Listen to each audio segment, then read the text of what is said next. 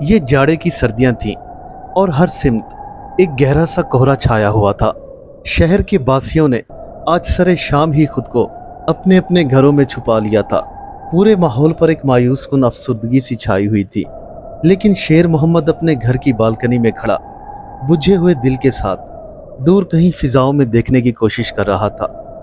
اسے دیکھ کر ایسا لگتا تھا جیسے اس کی نظریں کسی کی آمد کی منتظر ہوں۔ وہ کچھ دیر تک تو وہیں کھڑا رہا، لیکن پھر جب کوئی نہ آیا تو وہ واپس اداس دل اور لڑکھڑاتے ہوئے قدموں کے ساتھ آہستہ آہستہ چلتا ہوا اپنی کرسی پر آ کر بیٹھ گیا، جو بالکنی کے ایک کونے میں پڑی ہوئی تھی۔ سخت سردی کی تندو تیز لہروں سے اسے کوئی سروکار نہ تھا۔ اس کا جسم برف کی طرح سرد ہو رہا تھا، مگر وہ اس سے بے نیاز تھا۔ گھر کے باقی حصوں میں تو لائٹیں جل رہی تھیں، لیکن شیر محمد نے اپنی بالکنی میں اندھیرا کر رکھا تھا۔ نہ جانے کیوں اسے روشنی سے ایک وحشت سی ہوتی تھی، جبکہ اندھیرے میں بیٹھنے سے اسے ایک سکون اور راحت سی محسوس ہوتی۔ کرسی پر بیٹھتے ہی اس نے ایک سرد اور لمبی آہ بھری اور ٹیک لگا کر بیٹھ گیا۔ جو ہی اس کی پشت کرسی سے لگی تو اس کی آنکھیں خود بخود بند ہو گئیں اور وہ اپنے ماضی کی یادوں میں کھو گیا۔ آج اسے اپنی شادی کا دن بہت ہی شدت سے یاد آ رہا تھا۔ اس دن وہ بہت خوش تھا کیونکہ اس کی شادی اس کی من پسند لڑکی سے ہوئی تھی، اور انسانی فطرت کا تقاضا بھی یہی ہے کہ وہ چھوٹی چھوٹی چیزوں سے خوشی حاصل کرتا ہے۔ لیکن یہ خوشی اس کے لیے دنیا کی تمام خوشیوں سے بڑھ کر تھی، مگر اسے یہ احساس نہ تھا کہ وقت گزرنے کے ساتھ ساتھ اس کی یہ خوشی غم میں تبدیل ہو جائے گی۔ وہ کئی ارمان سجائے اور سنہرے سپنے لے کر اپنی بیوی کو اپنے گھر لے آیا تھا۔ دیکھتے ہی دیکھتے اللہ تعالیٰ نے اسے اولاد جیسی نعمت سے سرفراز کر دیا۔ اس کے گھر میں بیٹا پیدا ہوا تھا اور وہ دونوں میاں بیوی بہت ہی خوش تھے۔ زندگی کے تمام معاملات اچھے طریقے سے چل رہے تھے اور وقت اپنی کروٹیں بدل رہا تھا۔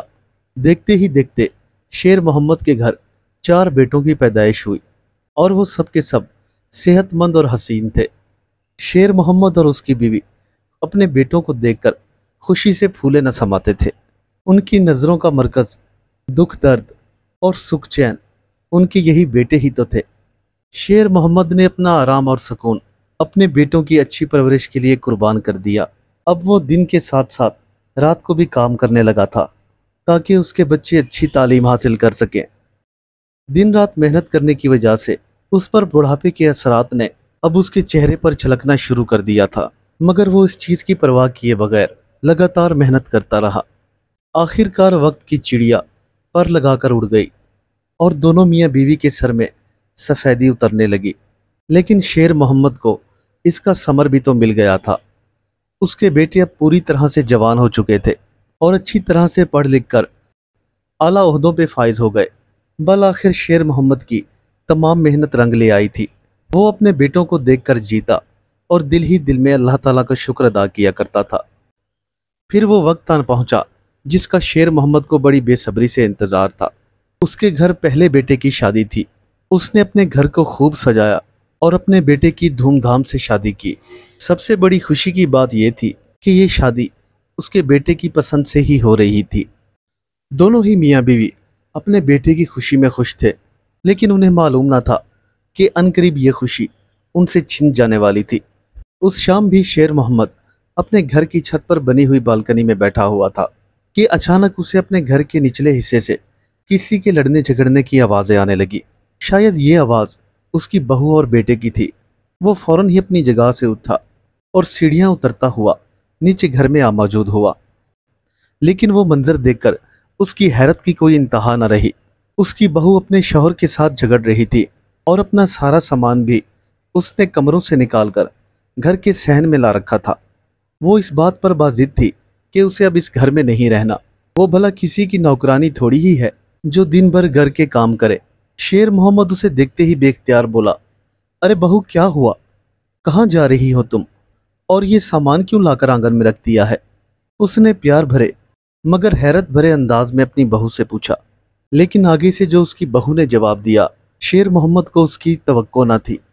ہم جہاں بھی جائیں آپ کو اس سے کیا مطلب؟ آپ برائے مہربانی اپنے کام سے کام رکھیں۔ بہو کا لہجہ بے حد گستاخانہ تھا۔ بہو یہ کیسے بات کر رہی ہو؟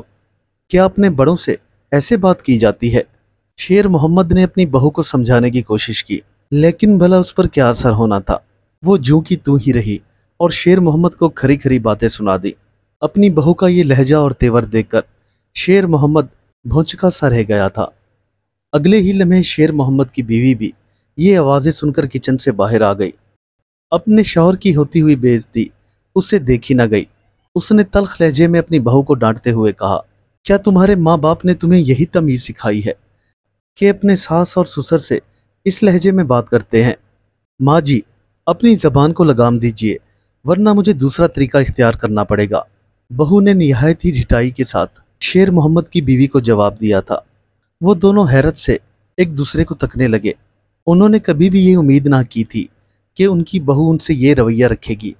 फिर चंद लम्हों के लिए पूरे घर में एक खामोशी सी छा गई। फिर अचानक उनकी बहू ने मुंह फाड़ कर चिल्लाया, अब कह भी दो कि हम इस घर को हमेशा हमेशा के लिए छोड़कर जा रहे हैं। क्या तुम्हारे मुंह पर ताला लगा हुआ है? किसी बुत की तरह खड़े हुए मेरा मुंह क्या तके जा रहे हो? कह दो अपने बूढ़े माँ बाप से कि मैं इनकी नौकरानी नहीं और ना ही मैं मजीद एक पल यहाँ रुकूंगी। उसने खा जाने वाले लहजे में अपने शौहर को झाड़ पिलाई। शेर मोहम्मद की हालत उस वक्त ऐसी थी जैसे काटो तो बदन में लहू नहीं। वो दोनों मियाँ बीवी जैसे सकते में आ गए थे। जिस बहू को वो धूमधाम और बड़ी इज्जत और तकरीम से अपने घर लाए थे, आज वही बहू उन्हीं के घर में खड़ी हुई उनकी बेइज्जती कर रही थी। शेर मोहम्मद की बीवी को अपना सर चकराता हुआ महसूस हुआ और वो गिरने ही वाली थी कि शेर मोहम्मद ने बढ़कर उसे थाम लिया। बेटा, मैं ये क्या देख रहा हूँ? तुम बिल्कुल खामोश खड़े हुए हो। क्या तुम अपने अम्मा और अब्बा को छोड़कर हमेशा हमेशा के लिए चले जाओगे? उसने सवालिया नजरों से अपने बेटे की जानिब देखा। खुदा के लिए कह दो कि ये झूठ है। शेर मोहम्मद की आंखों में अब आंसू भर आए थे और वो टिकटिकी बांधे इल्तिजाया नजरों से अपने बेटे की जानिब देख रहा था। उसका बेटा एक लम्हे को अपने बाप की आंखों में आंसू देखकर पसीजा, लेकिन फिर अपनी बीवी के हुस्न का तसव्वुर करके उसे वो एहसास नदामत जाता रहा।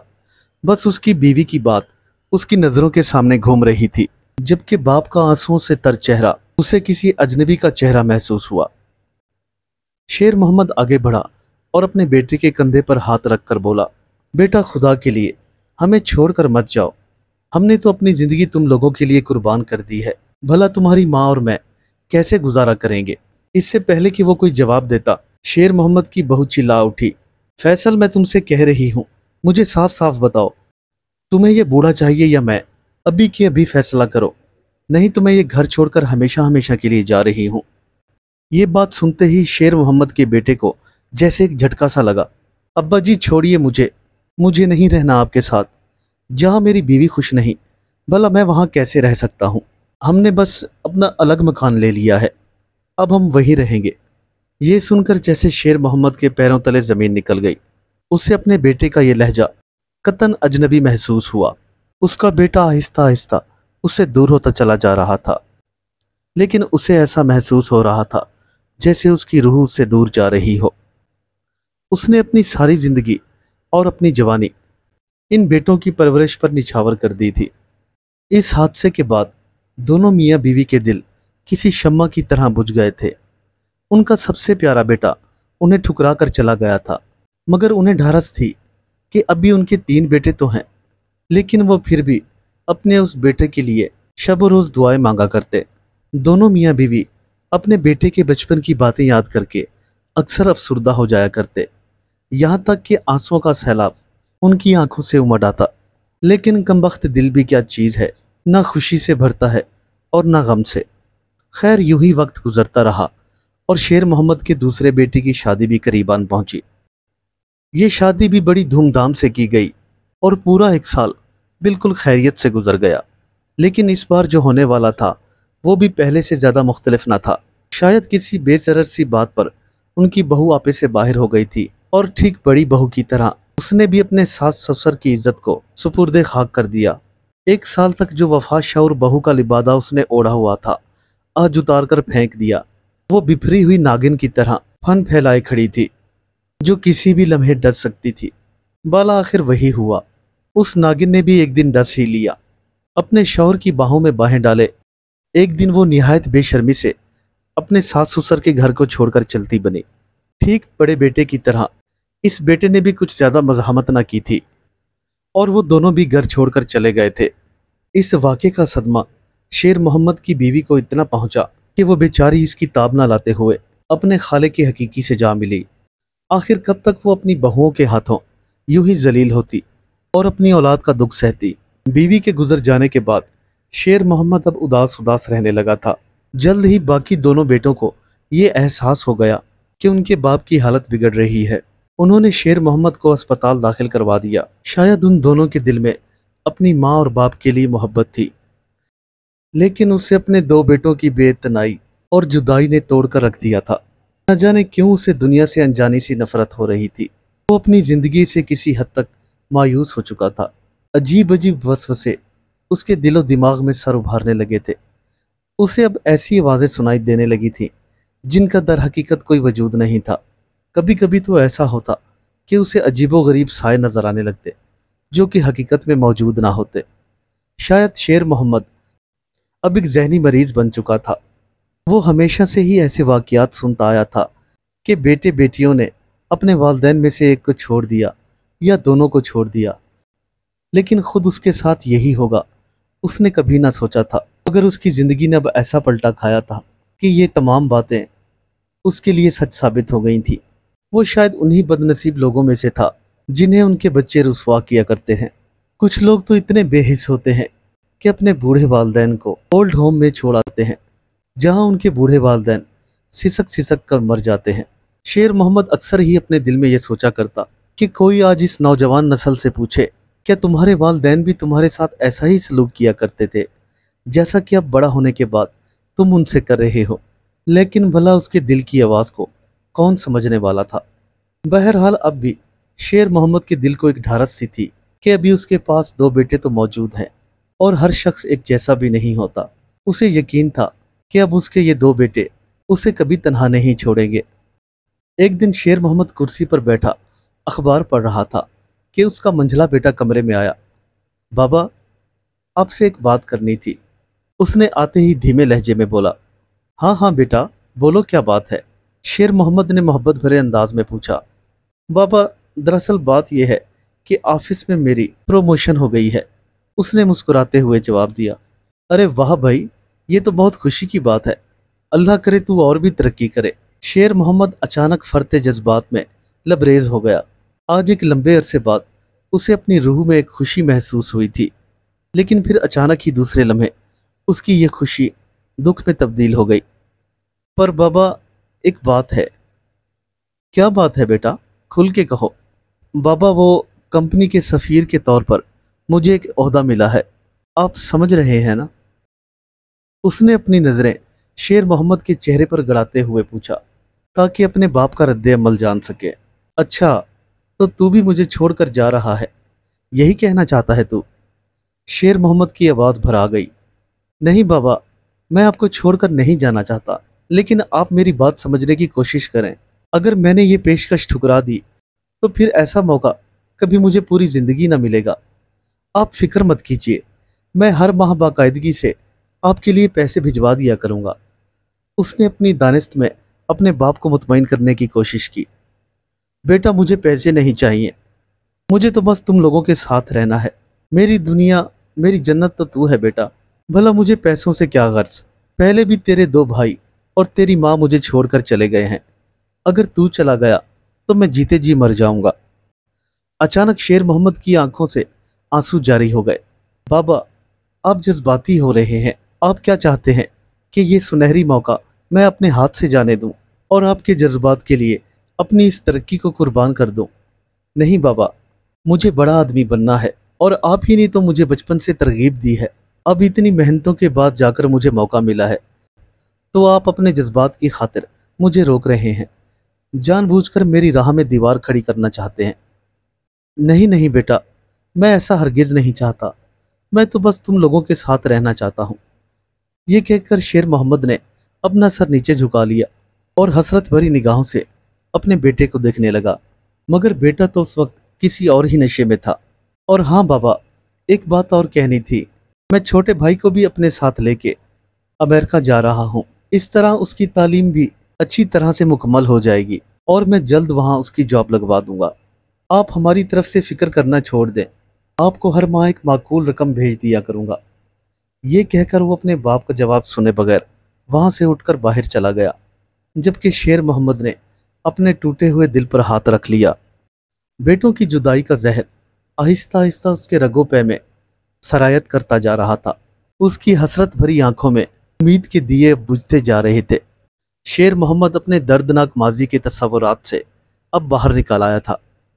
اس نے ایک نہایت ہی سردہ بھری وہ کرسی سے اٹھا اور نہایت دھیمے لہجے میں چلتا ہوا بالکنی کے قریب آیا۔ اس رات وہ خود کو بہت ہی اکیلا محسوس کر رہا تھا۔ اس نے جھانک کر نیچے گلی کی طرف دیکھا تو اسے گلی میں کھڑے ہوئے دو آوارہ کتے نظر آئے۔ جیسے ہی ان کتوں کی نظر شیر محمد پر پڑی تو وہ اس کی طرف دیکھ کر زور زور سے بھونکنے لگے۔ ایسا لگ رہا تھا جیسے وہ اس کے ماضی پر ماتم کر رہے ہوں، لیکن شیر محمد حسرت و یاس کی ایک تصویر بنا انہیں دیکھتا رہا۔ پھر اچانک اگلے ہی لمحے ایک مکان سے ایک شخص نمودار ہوا اور وہ گنگناتا ہوا دروازے کے سامنے کھڑی ہوئی اپنی موٹر سائیکل کی جانب بڑھا۔ شاید اسے اس وقت کہیں جانے کی ضرورت تھی۔ وہ شخص جیسے ہی اپنی موٹر سائیکل کا لاک کھولنے کے لیے جھکا اور اس کی نظر بالکنی میں کھڑے شیر محمد پر جا پڑی تو یکلخت اس کی گنگناہٹ ایسے بند ہو گئی جیسے کسی نے پوری شدت کے ساتھ اس کے سر پر کچھ دے مارا ہو۔ بھوت بھوت، بالکنی میں بھوت ہے، وہ زور سے چلایا۔ اس شخص نے خوفزدہ ہو کر وہاں سے بھاگنا چاہا، لیکن وہی بے ہوش ہو کر گر پڑا۔ اس کی آواز سن کر گلی میں آتا ہوا دوسرا شخص بھی شیر محمد کی جانب متوجہ ہوا۔ وہ بھی ڈر کے مارے فوراً اپنے گھر کے اندر گھس گیا اور دروازے کی چٹکنی لگا دی، جبکہ ان کی یہ حالت دیکھ کر شیر محمد زیر لب مسکرایا، مگر یہ مسکراہٹ جاڑے میں لپٹے مناظر کی طرح بالکل دھندلی سی تھی۔ خود کے لیے بھوت کے لقب پر شیر محمد کے چہرے پر ناگواری کے تاثرات نہیں تھے، کیونکہ مرنے کے 5 سال بعد اسے اب یہ سہنے کی عادت پڑ چکی تھی۔ ٹھیک آج سے 5 سال پہلے جب اس کے دونوں بیٹے اسے چھوڑ کر چلے گئے تو وہ اپنا بوجھل دل لیے اداس قدموں سے چھت کی بالکنی میں آ کر بیٹھ گیا۔ اس کے دل پر آج عجیب قسم کا ایک بوجھ تھا اور اسے سانس لینے میں تنگی ہو رہی تھی۔ اس کا ہنستا بستا ہوا گھر آج کسی اجاڑ اور ویران کھنڈر کا نقشہ پیش کر رہا تھا۔ بیٹوں اور بیوی کی جدائی نے اس کے دل و دماغ پر ایک گہرا صدمہ چھوڑا تھا، اور اس رات غم نے اس پر ایسا غلبہ کیا کہ اس کی روح اس کے جسم کا ساتھ چھوڑ گئی۔ لیکن وہ مرنے کے بعد بھی اپنی ماضی کی یادوں کو بھلا نہ پایا تھا۔ اس کی روح آج بھی اپنے گھر کی بالکنی میں بیٹھ کر اپنے بیٹوں کا انتظار کیا کرتی تھی، اور ایک کبھی پوری نہ ہونے والی حسرت کا غم اسے لے ڈوبا تھا۔ امید کرتا ہوں میرے دوستوں کو آج کی کہانی پسند آئی ہوگی۔ چینل پر آنے والے نئے دوستوں سے ریکویسٹ ہے کہ چینل کو سبسکرائب کر لیں اور ویڈیو کو اپنے دوستوں کے ساتھ شیئر کرنا نہ بھولیں۔ ملتے ہیں کل ایک نئی کہانی کے ساتھ، تب تک کے لیے اللہ حافظ۔